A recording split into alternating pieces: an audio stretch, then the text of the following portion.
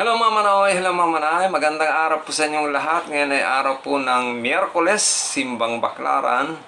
At ang petsa ay July 14, yan, 14 na po ng buwan ng Hulyo. Yan.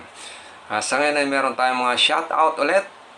At syempre yung update ng channel ni Rian, para malaman nyo kung magkano na ang kanyang revenue. So simulan na natin ang ating mga pa-shoutout mga manay. So, shoutout kay Kabel Jimmy. Yan.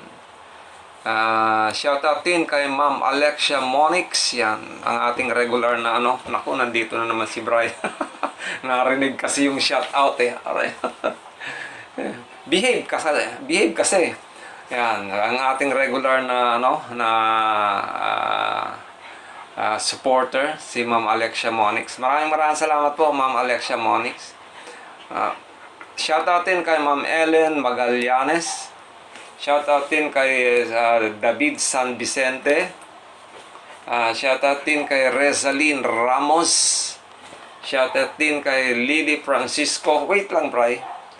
Shoutout din kay Flora Anyon Nuevo. Ayan, may tanong siya rito. Tinatanong niya yung, sabi niya, yung account daw ni Renalyn pinakailaman daw ng mga Morales family, at yung pag-alis ni Renalyn hindi umalis kung hindi pinaalis ni Tatay Eddie. Gaano katotoo po? Maraming salamat po kung sasagutin nyo. Thanks din, at kung hindi, maraming salamat din. So, liwanagin po natin ano po, kasi baka may makabasa ng ibang sabihin ni totoo. Ang po, hindi po pinakialaman ng kahit sinong Morales yung account ni Renalyn. Actually, ako po ang gumawa ng account ni Renalyn. Yung sa YouTube channel niya, ako po ang gumawa sa pakiusap na rin po ng kanyang mga magulang. Nagawan ko ng YouTube channel. Pero pinabura nila yung channel ni Renalyn. Actually, 2 beses po yun eh. So, kaya nga yung ikalawa, sabi ko, last na yun. Hindi na ako gagawa pa ng channel pa ni Renalyn. So, ibig sabihin, kasi nakakaano naman kasi, gagawan mo, tapos may magsusubscribe, tapos, behave. Nakikipag-usap ako. Behave. Sit. Gagawan mo ng channel, tapos siyempre may mga magsusubscribe na subscriber sa channel niya, tapos kamukat-mukat mo biglang ipadidelete, di ba para akong nakakahiya doon, di ba? Kumbaga baka mainis sa akin yung mga nagsusubscribe doon, baka sabihin niloloko ko sila, pero hindi po ako nanloloko, at yun po kaya ako po dinilit dahil na po rin po sa yun po ang kahilingan nila na i-delete ko yung channel ni Renalyn, dahil meron atang gagawa ng ibang channel. So, yun po ang katotohanan. At isa pa, hindi rin po totoo na pinaalis ni Sir Eddie si Renalyn para sumama sa kanilang gigs. Ayoko lang po kasing i-klaruhin masyado, kasi masyadong personal po yung nila sa pagitan ni Sir Eddie tsaka doon sa partido ni Renalyn. So basta ang mahalaga po, hindi po niya pinaalis si Renalyn. Binibigyan niya nga po ng pagkakataon na makasama yung bata doon sa mga gigs nila.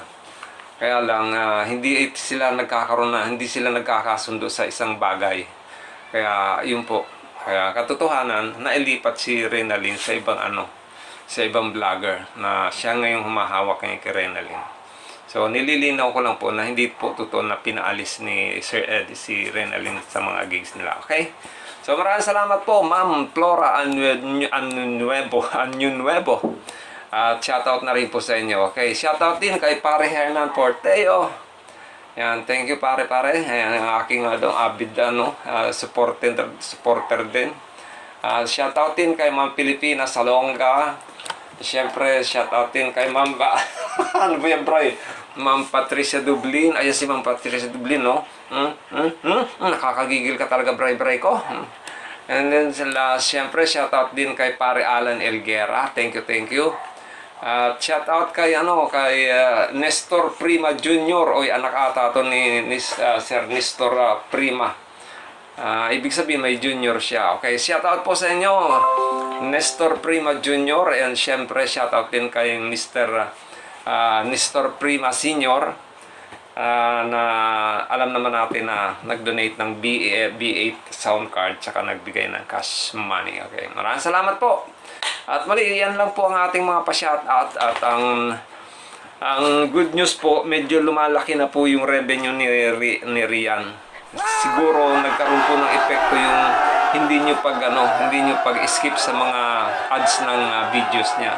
So patuloy nyo pang wag i-skip yung mga ads na nakikita nyo sa video ni Rian, para sa ganon mas lalo pang lumaki yung kanyang revenue at nang makasweldo na rin si Rian. So sa suportan nyo po, sa tulong nyo, makukuha niya na rin yung threshold na na $100. Yung kasi ang threshold ni Google AdSense para sumasweldo ng isang YouTuber o kaya ng isang creator o kaya vlogger. So, continue lang po tayo sa pagsuporta at hindi pag-skip sa mga ads ng video ni Rian. Okay? Siyempre, damay nyo na rin po, subscribe nyo rin po ang channel na aking si Uday2524. Sana po mapa-graduate na rin po natin. Salamat po sa mga nag-subscribe sa channel ni Uday2524. Dati yun, nasa 560 siya. Nadagdagan siya ng siyam. May umalis na dalawa. Dapat 571 na dapat yun eh. 571 na. Ngayon, biglang bumalik sa 569. Medyo na ata yung nainip yung dalawa. Pero anyway, maraming salamat po sa mga nag-subscribe sa channel ni Uday2524. At kung hindi ka pa po nakapag-subscribe sa channel ni Hilbal, subscribe ka na po. At click nyo na rin po yung notification bell icon para lagi ka pong updated sa mga videos na ano ba yung Brian na i-upload ko sa aking videos. Gulo talaga nito. Muli ito po si Hil at ito ang Hilbal Channel. Lagi nagsasabi na may pagpalaan ng bawat isa sa atin na ating pong may kapal. Bigyan ng pagpapalang bawat isa sa atin at iligtas sa ano pa mga kapahamakan. Maraming salamat po and Diyos mabalos. So, bye-bye na. Bye-bye na. Bye-bye. Bye-bye. Subscribe din kayo kay Bray. Gawan ko kaya ito ng channel. Bye-bye. Bye-bye. Ang kulit mo talaga, Bray. Wait lang.